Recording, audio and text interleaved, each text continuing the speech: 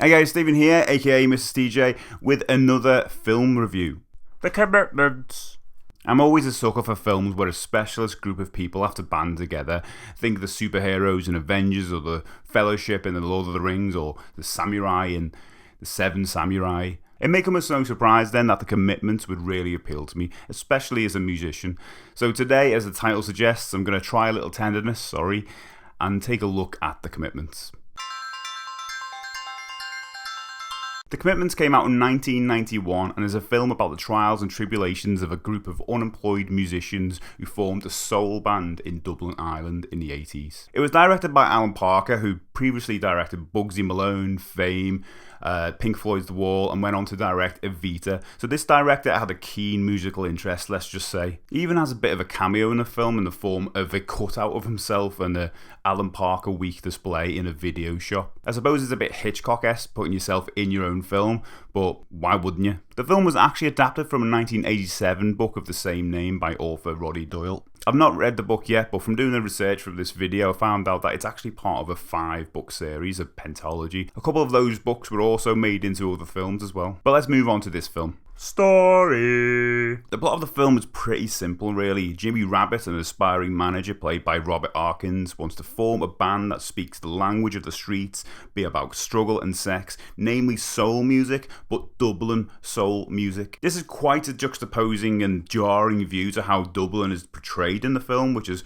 quite traditional, maybe even stereotypical. The point is, these two things, Dublin and soul, shouldn't go together. Jimmy sets out to find the hardest working musicians in Dublin for his band, which leads to some really funny moments where people start auditioning for his roles at his house. Almost one by one, we're then introduced to the band members and we get to see the Commitments absolutely shine on stage. The inevitable struggle comes when egos start to clash and members of the band want to express their own identities. I suppose it's bound to happen when you advertise for big talents. You usually get big egos. Any good? There's a lot to like about this film. I find it to be quite a realistic take of how a band can get together and ultimately break up. Back in the day in one of my bands, we even had a rule saying, leave your egos at the door.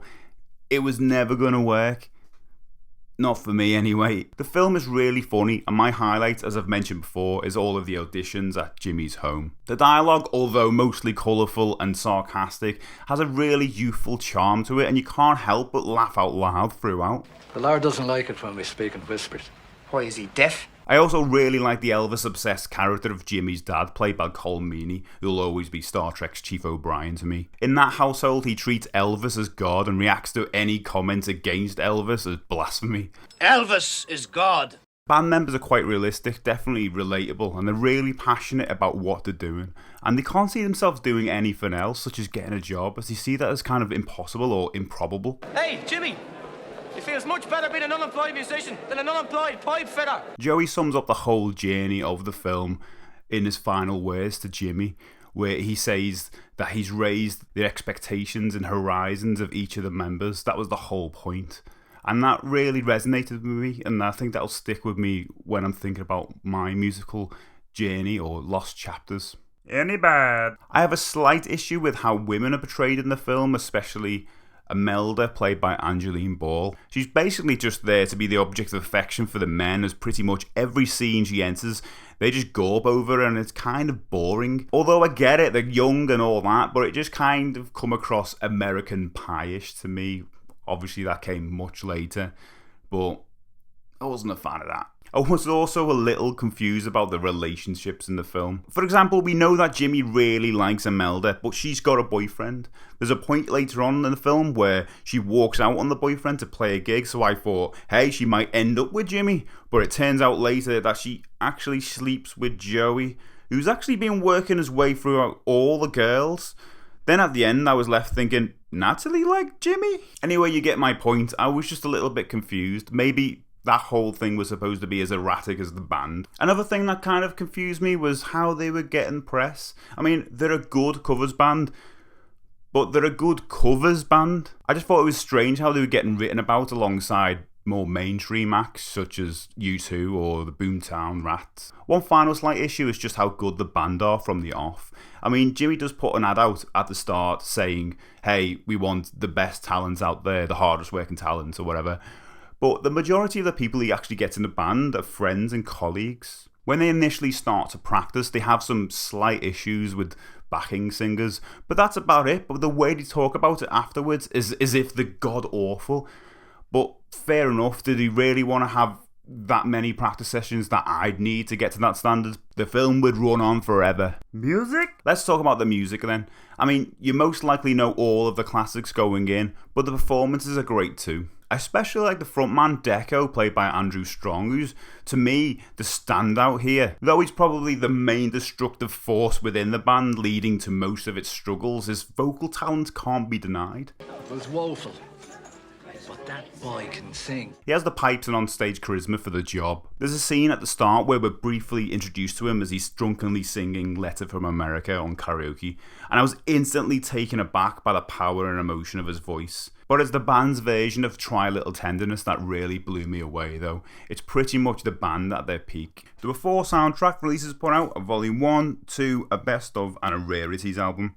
I think it's the first one I've liked best, as it worked better as a companion piece for the film, as newer tracks were recorded for the other volumes. They're all available on streaming services, and you can get the first volume on vinyl and CD without much hassle.